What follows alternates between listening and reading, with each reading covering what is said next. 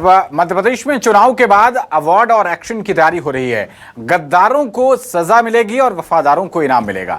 दरअसल बीजेपी कांग्रेस ने चुनाव के बाद की तैयारी के लिए कमर कस ली है।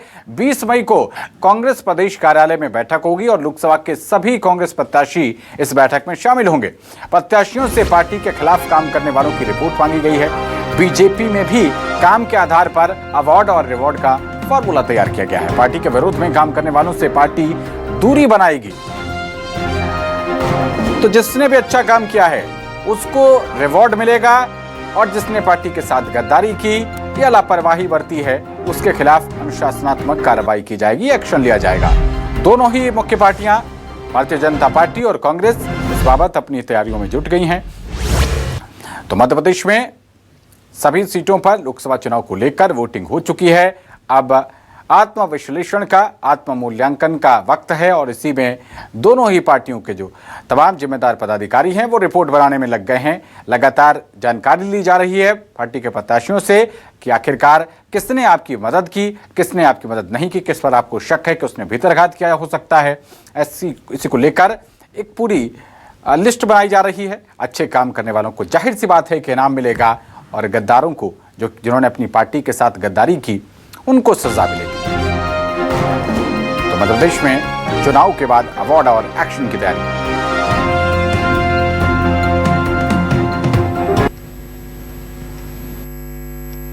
मध्य प्रदेश के जितने उम्मीदवार कांग्रेस पार्टी से लड़े थे उनकी बैठक बुलाई है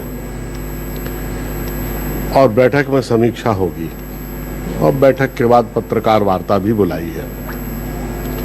देखिए, इन विषम परिस्थितियों में जिन कार्यकर्ताओं ने राजनीतिक प्रतिबद्धता के साथ कांग्रेस का काम किया है, स्वाभाविक रूप से उनको प्रोत्साहन देने की जिम्मेदारी हमारी है और इस दृष्टि से निष्ठावान, सक्रिय, जनाधार वाले लोगों को, सही व्यक्ति को सही स्थान पर लाया जाएगा। कि लोकतंत्र के अनुभव अच्छे ही होते हैं और भारतीय जनता पार्टी हर चुनाव को पूरे कमिटमेंट के साथ, डेडिकेशन के साथ लड़ती है। हमारे बूथ स्तर के कार्यकर्ताओं ने पन्ना प्रमुख से लेकर और प्रदेश के माननीय अध्यक्ष तक सभी ने अपने परिश्रम की पराकाष्ठा की है और कार्यकर्ताओं के स्तर पर हमारा नेतृत्व समीक्षा भी करता है। जहां काम में सुधार की गुंजाइश है वहां वो भी देखता है और जहां रिवार्ड देना है, अवार्ड देना है, वो भी करता है। और खबर पर ज्यादा जानकारी के साथ हमारे संवाददाता राकेश चतुर्वेदी जुड़ रहे हैं। राकेश जी, दोनों ही पार्टियां अब आत्म मूल्यांकन में, आत्म विश्लेषण में जुटी हुई हैं। गद्दारों को सजा दी जाएगी और जिन्होंने अच्छा काम किया है उनको इनाम। लेकिन इसके लिए पैरामीटर्स क्या सेट किए गए हैं इन पार्टियों के द्वारा? क्या जानकारी आपके सूत्रों से? देखिए, कांग्रेस की बात करें तो कांग्रेस तो सीधे तौर पर मुखर है। कांग्रेस बार बार कह रही है कि एक्शन होगा उन पर जो कि निष्क्रिय रहे हैं, एक्शन होगा उन पर जो कि भीतरघाती हैं और बाकायदा संगठन ने इसकी रिपोर्ट तैयार करवा रही है। इसके साथ ही कांग्रेस ने जो 20 मई को बैठक बुलाई है, बैठक में प्रत्याशियों को जो से कहा गया है कि वो भी अपनी रिपोर्ट लेकर आए। इस रिपोर्ट पर मंथन होगा, मंथन के बाद एक्शन होगा और सीधे तौर पर कांग्रेस ने कह दिया कि जिनकी रिपोर्ट खराब है, जो निष्क्रिय रहे हैं, जिन्होंने भीतरघात किया है, उनको छुट्टी की जाएगी संगठन से। और हालांकि पार्टी यह भी कह रही है कि जिन्होंने बेहतर काम किया उनको तवज्जो दी जाएगी, उनको संगठन में उनको सीधे तौर पर शामिल किया जाएगा। वहीं बीजेपी की बात करें, बीजेपी अपनी जो पूरी कार्यप्रणाली है ये बड़े गुप्त रूप से संचालित कर रही है। बीजेपी ने एक निजी एजेंसी का सहारा लिया है और एजेंसी के जरिए ये रिपोर्ट तैयार की जा रही है कि किसने कितना सहयोग किया है, कितना असहयोग किया है। इस आधार पर बीजेपी भी इस पर एक्शन लेगी। लेकिन एक जो देखने वाली बात यह है कि अभी मतदान के बाद अभी मतगणना होना बाकी है, यानी रिजल्ट आना बाकी है। लेकिन उससे पहले जिस तरह से दोनों ही दल एक्शन मोड में हैं अपने अपने फॉर्मूलों को लेकर, तो ये माना जा रहा है कि रिजल्ट के साथ ही जब ये पूरी उससे पहले रिपोर्ट आ चुकी होगी तो उसके बाद एक बड़ी सर्जरी कांग्रेस के साथ बीजेपी में भी देखने को मिल सकती है। राकेश जी, बताया जा रहा है कि लोकसभा के जो प्रत्याशी रहे उनसे पूछा जाएगा कि किसने आपकी मदद की, किसने आपकी बातों को नजरअंदाज किया। अब भीतरघात तो ऐसे प्रत्याशी को भी नहीं पता चल पाता है ना, कैसे पता चलेगा ये?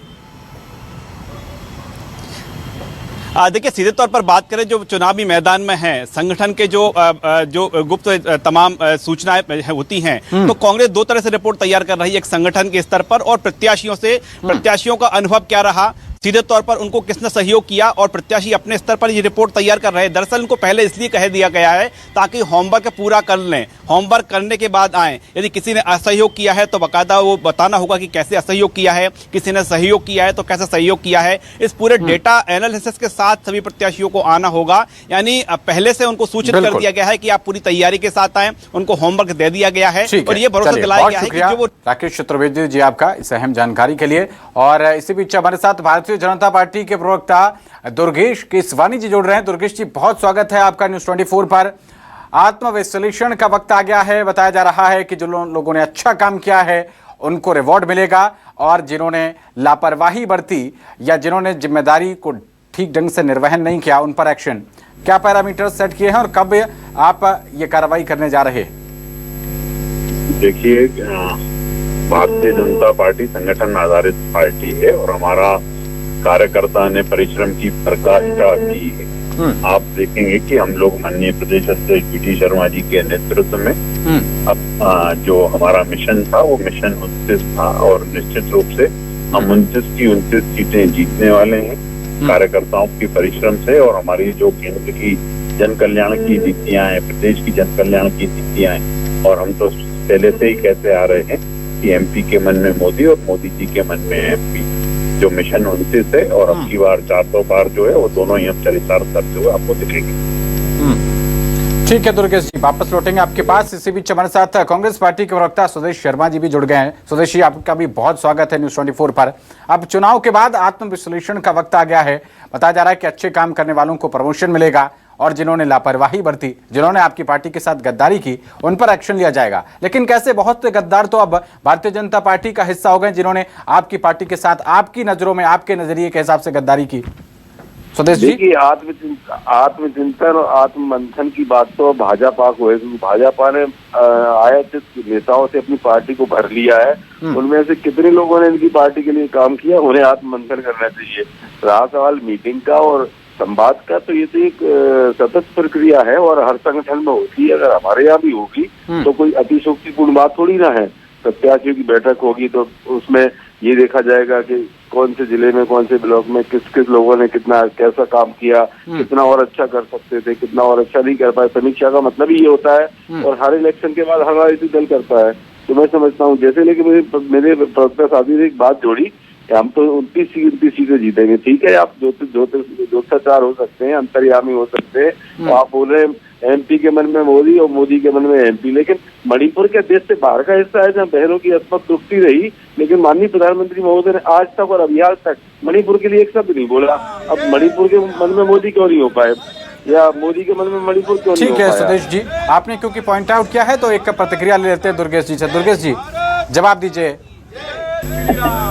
ये मुंगेरी लाल के हसीन सपने देखने वाले लोग हैं और इनके समय पे 29 बार मणिपुर में दंगे हुए, कब इनके प्रधानमंत्री चले गए, इनके कब नेता वहाँ हुआ है। हम संवेदनाओं से भरे हुए लोग हैं और हम जनता के हित का काम करते हैं हमेशा 24/7 365 दिन 500 साल जनता के बीच में रहने वाले। और हमारे कांग्रेस के साथी ने कहा कि ये अंतर्यामी है।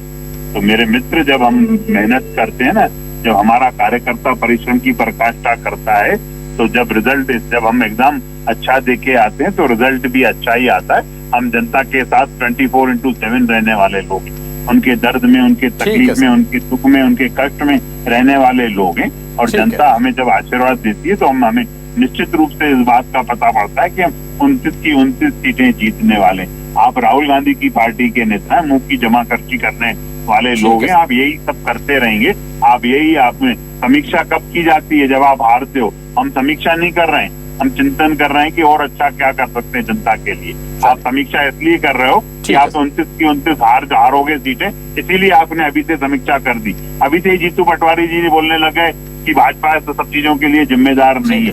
अभी से जीतू पटवारी ये बोलने लग गए कि जो अभी आज का ही जो उनका बयान है, तो मुझे लगता है वास्तु दोष जो ठीक करने वाली कांग्रेस है पहले अपने दोष ठीक बिल्कुल करें। सर। और प्रदेश जी, मेरा आपसे आग्रह है, आप भी अपने दोषों को ठीक करें। चलिए। पहले आप जब खुद ठीक हो गए ना, समय की तब कमी के आपके चलते दोष काम सर आप दोनों लोगों को शुक्रिया कहना पड़ रहा है। दुर्गेश केसवानी जी और सुदेश शर्मा जी, बहुत शुक्रिया न्यूज़ 24 के साथ जुड़ने के लिए।